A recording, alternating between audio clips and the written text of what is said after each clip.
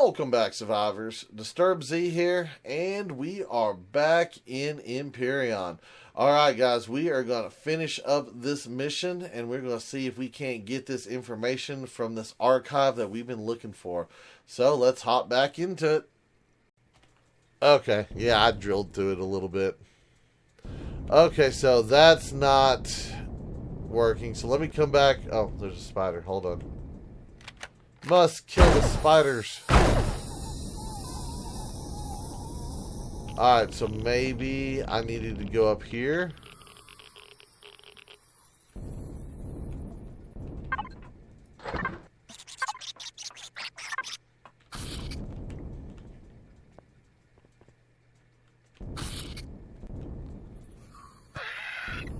Where's it at?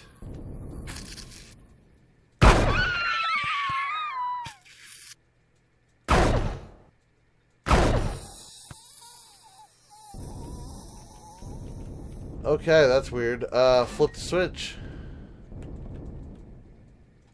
Lock code once again. What is this? Hold on. Oi, geek, have you got that door open yet? No, sir, not yet. I've hooked up the cable. I just need to pull the lever there and someone to pull the one back at camp. Then it'll open. No, then the building will have power. We won't be able to get in until you get some of those idiots to clear out the passage on the other side. By the bug nest. Can't you crawl through there? No, boss, you need to send a drone through there. No way I'm fitting through the gap. I'm here at the generator, and I've sent Lanyon to get a drone from the ship. He knows where the tunnel is. Okay, so we flipped that switch. Now it's saying that there's a switch back at the thing. Okay.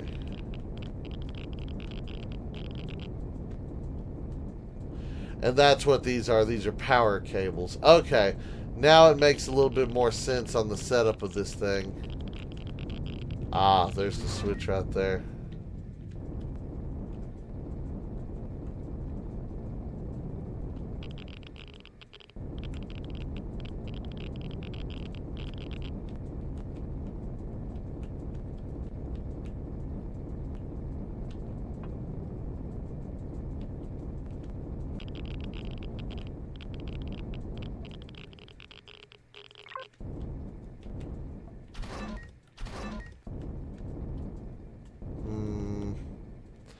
Okay, so you're not going to let me go through that.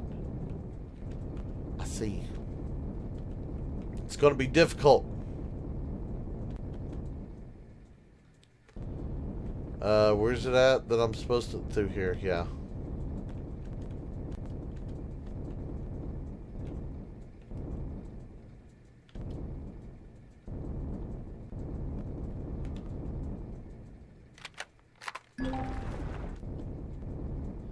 Oh, they're talking about having to use a drone. I don't need no drone. I don't need no stinky drone. I do what I do when I want to do.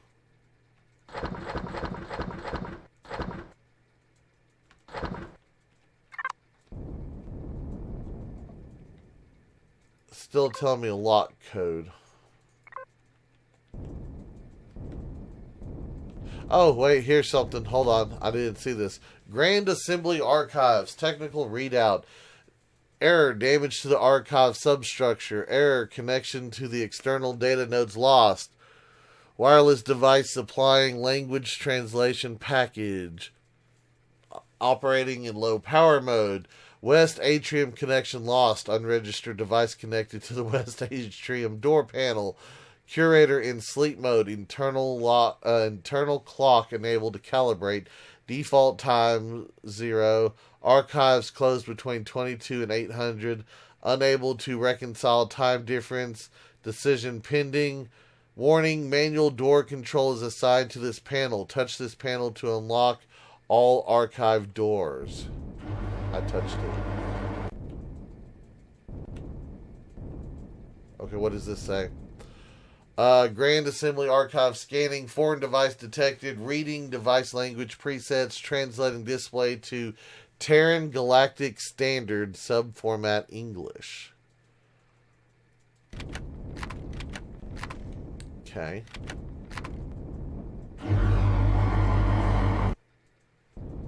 Interesting. I don't know. Yeah, not sure where we're supposed to be going with stuff. Alright. Let's see here. What do we got? Trader messaging service. Oi, geek, have you got that door? Oh, okay, so this is the one that... Yeah, alright. I know where we're at. We gotta go through here. Planets lost to the legacy. Okay. I wonder if those coordinates are like number of people lost. I bet you those are number of people lost. Planets lost to the legacy. Yeah, it's just more. So it's like a memorial here.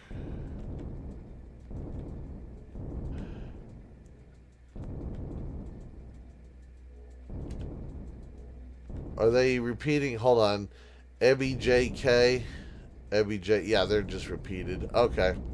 What about on the wall? What do we got here? Dark light cannon. Ew. I want a dark light cannon. Ha. One of the few weapons employed by the Legacy that have been successfully replicated and adapted for Warfleet use. The dark light cannon, as it's most commonly known, is a proton laser weapon. Protons are field accelerated to near light speeds. The ubiquitous purple beam associated with the weapon is caused by the collision of highly energized protons with, what does that say? Air molecules. And in fact, the beam of the weapon is invisible in the vacuum of space without the use of instrumentation. Due to intricacies of cooling and lasing mediums, the dark light cannon is currently limited to being mounted on the fleet's main warships, and then use on inhabited planets strictly forbidden under the Talon Assembly of Science Law, blah, blah, blah. Radiological environment contamination of the weapon when used inside a planet's atmosphere. While the Legacy employ dark light weaponry as their primary weapon on many types of craft, they've somehow... Okay, so there is a whole lot going on here, guys. A whole lot going on here. War Factory 11 with the loss of the 3rd, 4th, and 6th orbital fleets in the first week of the open war against the now identified enemy. The Legacy's projected losses for the escalating war were only set to increase. Contracting to the Polaris Mining Corporation with the fate of the galaxy at risk, the construction of 25 war factories and the materials to supply them was the task given. The purpose of the war factories was the automated construction of combat vessels fast enough to hold off or even slow the advance of the Legacy swarm. Unfortunately, while the factories proved extremely effective, only 11 of them were ever constructed. War Factory 11, in the final stages of construction and incapable of movement, was attacked by an offshoot of the main Legacy swarm and infected. Rather than consuming or dismantling the War Factory for its material use, War Factory 11 became the first and only factory to be utilized by the Legacy to manufacture alien crafts. Okay. The Zirax houses Xenu, frontline military operations across assembly space. Epsilon, communications and surveillance specialist, experts in the production and use of drones. Abyssal, at the forefront of advanced technological development of both civilian and military use. Rados, dedicated to the timely supply and logistics that feed the Zirax war fleet and city planets. Surdu, protectors of the Ziraxian faith and masters of biotechnological research in the Legacy. Pharaohs, experts in the medical fleet. Their medical frigates supply... Wait, what? Militart and civilian... Militart. Militart, huh? They supply Militarts. Okay. Is that like the military version of a Pop-Tart, a Militart? And civilian alike. The GIST, Covert Reconnaissance and Espionage. The GIST are specialists in taking out supply lines and key individual targets. Wow. Militart. You know, I'm gonna be stuck with that for quite a while here, guys. The Militart. Somebody, quickly, I'm hungry. Bring me a Militart and make sure it's strawberry flavored. I'm feeling like some fruit today. The Legacy of Swarm Ship is the primary frontline vessel of the Legacy, consisting of the biological synthetic design present in all Legacy constructs. They vary in appearance from teardrop shape to spiky balls a kilometer in diameter. They are not flying spiky ball ships at me. That will not happen. While processing little to no offensive weapons, the swarm ship's primary directive is to produce biosynthetic drones and release them in huge quantities that, as their name suggests, swarm. The drone force surrounds the swarm ship in a protective bubble formation, spiraling as a living shield and protector to protect the ship within, while reacting to attackers by peeling off and pursuing as more drones are grown and deployed by the swarm ship to replace those attackers or those lost or sent off to engage attackers. I'm starting to think that the same people who wrote the other ones, the hillbilly stuff, are the ones who wrote this too, because their grammar so bad, hard to read. I do apologize, guys, for any stumbling that I might have. One, it's hard to read on this blue thing with the background. And two, it's, some of the English, pretty bad.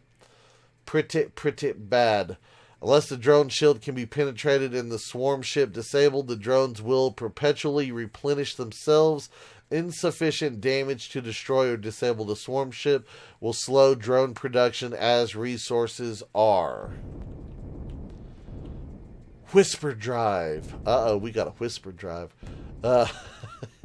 Developed by the Trade Federation Dr. something in the year, blah, blah, blah.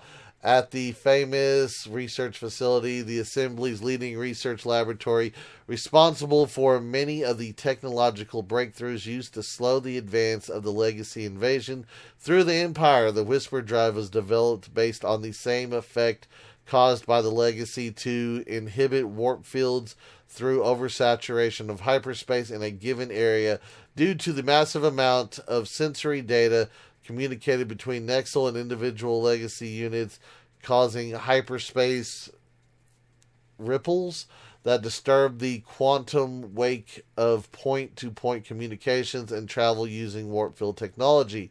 The same effect was replicated using an artificial singularity suspended in a collapsing warp field between two fixed hyperspace gateways, pulsed at rapid intervals to cause quantum ripples across the surface of the hyperspace over a short distance.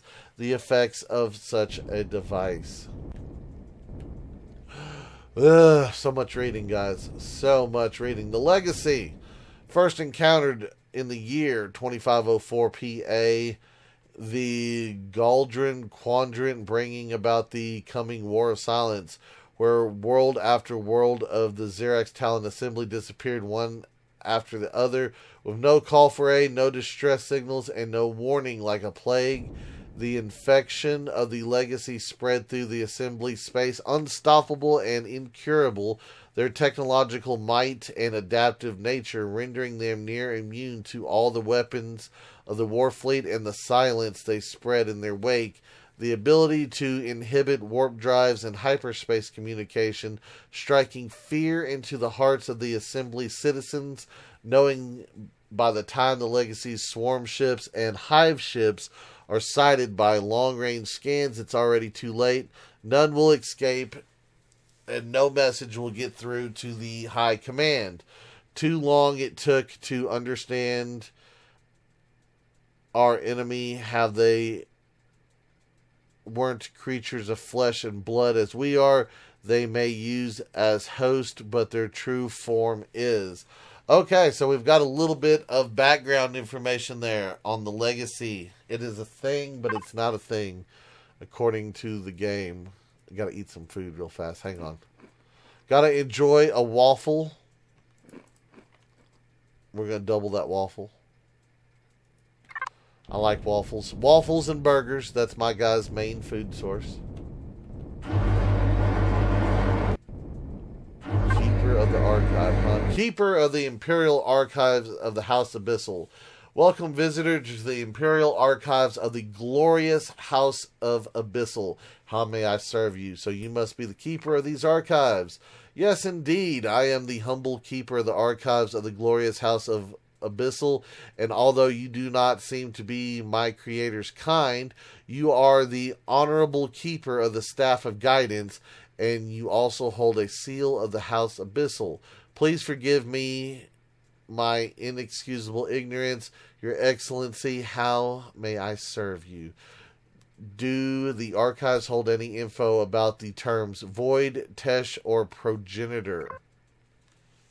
I am afraid there are no info available in these archives, Your Excellency. Other archives might hold information about them, but I am currently suffering from a long-standing disconnection from the Imperial Archive network. Never mind then, can you tell me something about the legacy instead? Of course, Your Excellency. The term legacy is used to describe an entity that is capable of infecting biological beings and transforming them into an infected yet intelligent version. The so-called infected do not suffer from hunger, heat, or cold, can breathe or live in the vacuum of space, or in extremely radiated places. The first contact with infected have been recorded just ahead of the War of Silence, which started 1,300 years ago. What actually is the legacy? Scientific reports made during the War of Silence indicate the legacy is a semi-material entity bound to some structure in the real world. Usually these structures were holding a certain amount of pentaxid element before they are converted to some radioactive alien metal. No data available. The legacy itself is not the sum of all the transformed biological beings under the control, not like a beehive, but the sum of energy it stole from them? Huh? Okay. The exact method of the stealing process has been found, or has not been found, but the investigation indicate that the infecting particle is somehow transferring the energetic spirit of any higher life form to a local pool of the entity. The local pools aggregate into hive nuclei. When a nucleus is strong enough, a local entity is referred to as a hive mind. Is created. The hive mind then tries to get in touch with the other hive minds on nearby Nexus world. It also sends out ships that seed the legacy particles to a new world. So it's basically, from what I can obtain now, for those of you who are familiar with StarCraft, this sounds like the Zerg from StarCraft, because the creep is the alien blocks. They have a hive mind, and they are sending out their stuff to infect other areas. Yeah, this is basically the Zerg. Okay, I know how to kill them. Give me some fire. It was found that the legacy particle can only infect higher beings, but not animals or lower life forms. The particle does not actually infect lower life forms, but dies without gaining control or being able to transform them. The controlling of infected higher life forms is a side effect. Though they are used as cannon fodder for the legacy, the hives are not weakened by killing these infected. It only slows down the spread of the legacy particle. This specific was used by the Gist and Xenu for the Infinite Lifeforms weapon created by the Surdu after the destruction of several planets with conventional weapons did not succeed. The ILF was deployed on many worlds, creating a myriad unintelligent... The ILF was deployed on many worlds, creating a myriad unintelligent lower life forms. That makes absolute no sense to me. The theory was the legacy could be dried out or at least distracted while spending more and more effort to compensate the loss of its legacy particles while conventional weapons destroy their hives. This strategy seems to have been successful as the legacy was pushed back to the edge of the galaxy. The War of Silence officially ended 900 years ago. So it took them 400 years to get that far. All right. Is there evidence that the legacy was destroyed? I'm afraid this information was removed from the archives, Your Excellency. The information is not available. Interesting. Can you tell me something about the Zirax Empire? The glorious Zirax Empire has been founded about 800 years ago after the treachery of the Talon led to a civil war. The Talon Zirax Assembly was dissolved as a result, and the Zirax Empire was born. It was founded by the most influential houses of Zirax: the Xenu, the Gist, Rados, Epsilon, Surdu, and Abyssal. The first Empress was a member of the House of Surdu. In the beginning, this changed was nearly each new royal election. The last 2 centuries, the Empress has always been a member of the House Abyssal, though. Can you tell me more about the Talon treachery? Yes, how treacherous are the Talon? Even before the War of Silence, the Zirax houses did all the dirty work for the Talon Zirax Assembly. When the War of Silence came to its end, evidence was found by the Xenu that the Talon might have initiated the war intentionally to weaken the houses and overtake the rulership. Gist specialists found out that the Talon were using similar tech than the ships of the Legacy, and they seem to have come from the same spot outside of the galaxy. The High Court of the Houses decided, after the dust of war settled down, to disempower these traitors for good of all biological beings. So, suspiciousness. Most of the Talon did not escape their deserved punishment and were enslaved or sent to reservations. There have been reports of a refugee fleet having fled into deep space. The glorious Zirax Empire is well aware about that and always ready to withstand their attack or anyone else's. Okay, I think I've heard enough. Is there a possibility to download that archive? This can only be done by a member of House Abyssal and the Keeper of the Staff of Guidance. Please put both insignia in the scanning device in front of you. Places, staff, and stuff. Permission accepted. Preparing download of the full archive to the Staff of Guidance. Encrypting with the quantum properties of the seal of the House Abyssal. Download will take a few minutes. Download starting in 3, 2, 1. Hurry up.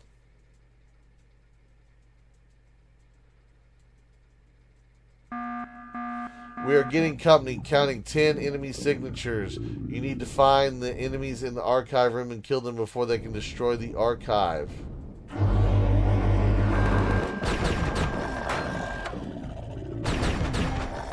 2, 3,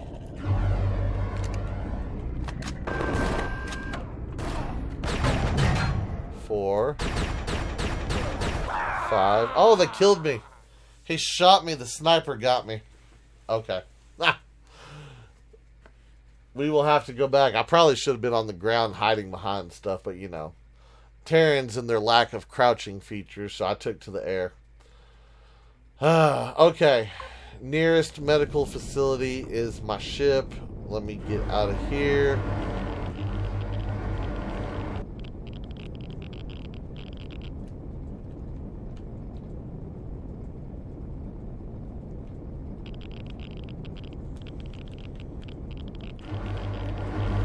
Good. I was worried that that wasn't going to retract for a minute. I was about to say that's going to be bad.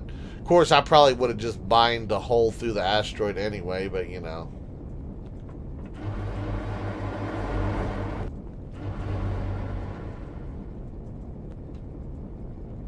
Trying to be nice about things.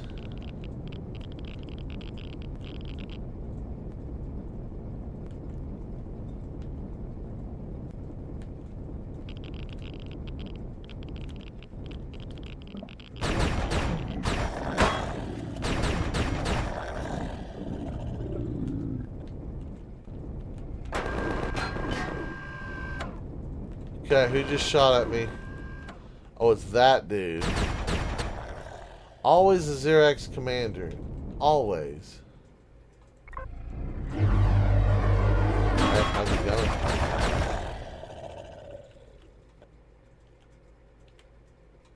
One more attacker left, huh?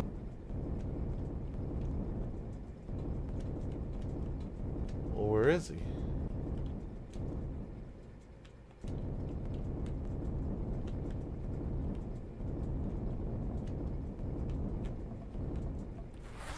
Hold on. Gotta do a little raid in here. Oh, he had a platinum bar on him. Yeah, I hear him. I just don't. Oh, there he is. Alright. Download completed. The archive is now shutting down. Thank you for your visit. Farewell, Keeper of the Staff.